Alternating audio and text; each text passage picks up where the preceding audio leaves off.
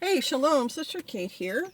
I am in my car because I am helping another Israelite move and I didn't bring my tripod. So I have now a dashboard camera holder and someone suggested I get one. So I got one and this is the only one I have with me to support the camera. So that's why I'm in my car, doors closed, not driving. And today's video is about jam making and the history of jam making of mine. So, to start my story, I was 10 years old the first time I made jam, and my mother taught me how. And we were making jam because the house we lived in at the time had a garden and berries and all sorts of things, and so we had a lot of harvest, and my grandfather lived in the nearby town, and he would come out and he'd pick everything and then he'd give it to my mom. And I think it was just a natural progression that she would then do something with this fruit that he gave her, and she would freeze it, but she also would make jam, and so I learned from her. Now fast forward until I'm an adult and we're married and we have a little child and we're living in North Carolina, and I noticed one of our neighbors had a garden as his front yard, which caught my attention right away because my grandfather had been a gardener and that house had a very large garden. So I got interested in gardening, and he had some blackberry bushes out front. So one day I was walking by and I picked a few, and he saw me and he came out and he said, "Hey, those are mine. Like, they're not wild." And I said, "Oh, I'm so sorry." And then we got in a conversation, and came to find out he didn't know how to can, but he was producing all kinds of food. And I said, "Well, I know how to can and I don't have a garden, so let's do a collaboration." And we did. We agreed that if he harvested stuff, he would give it to me and then I would can it and we would split it. And I had the canning jars because I just collected them. So it all worked out. And that's the first time I made jam. It was blackberry jam as an adult. And then pretty much from then on, I just kept making jam every year. I very seldom bought store-bought jam because to me, the fresh made stuff tasted a whole lot better. And if I didn't have a garden because we were in the military moving around all the time, then I would just buy whatever in season, maybe like a flat of strawberries or blueberries or whatever, and I would make jam out of that. Excuse me. And kind of intermixed in there was my blackberry fever. It was in the Pacific Northwest that I started to see blackberries growing on the side of the road and on fort and everywhere. And I started to pick them and make blackberry jam and blackberry pie. It was really, really good. My son still loves the flavor of blackberry jam. And when we started out jam making, my mom used a liquid pectin. This is the word I'm saying, and it's a natural ingredient that is like cornstarch. It's a thickener, and it occurs in fruit, apples. You can make your own.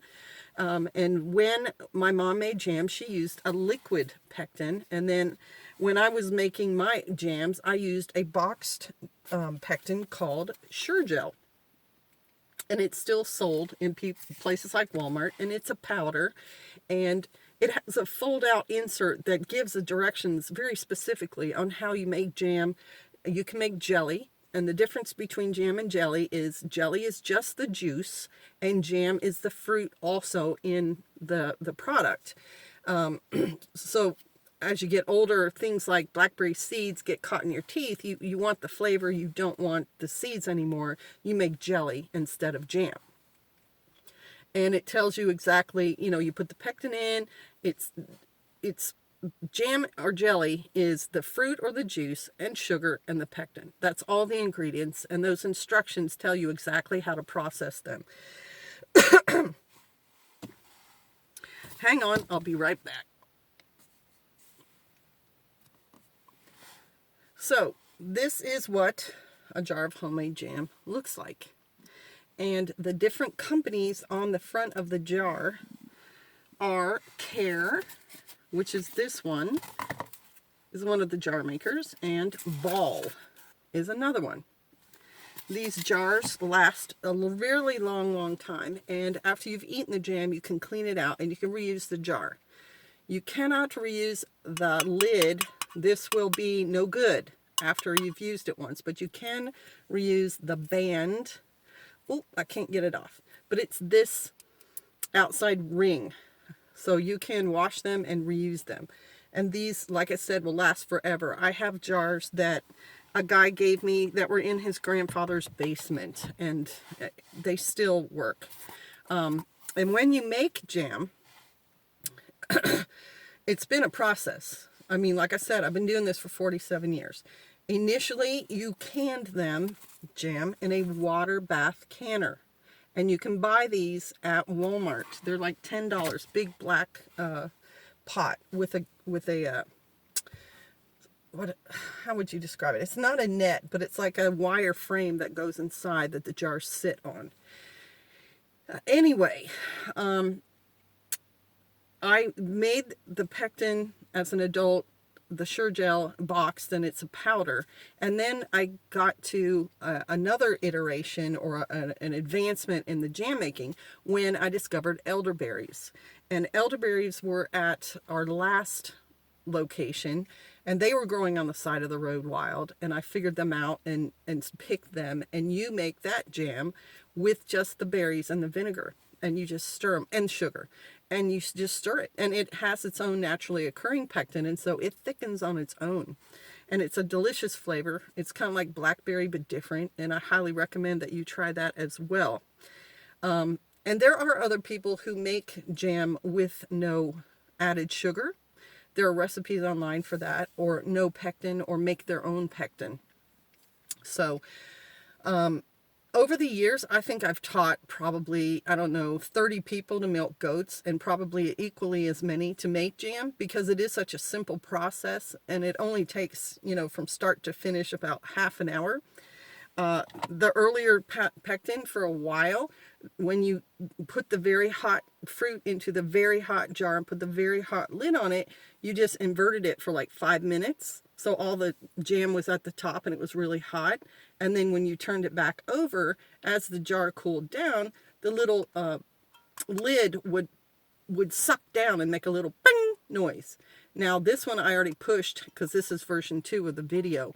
But normally if it hasn't sucked down yet, it'll be up and you can hear it. It'll click. But when the whole thing about jam is you're making a vacuum. The hot stuff, when it cools down, it sucks that lid down and it keeps any more air or germs or anything from getting inside. And that's why you can have jam sitting around on a counter or in your cupboard for years before you open it and then use it. It's fine. So that is my jam making experience, kind of condensed.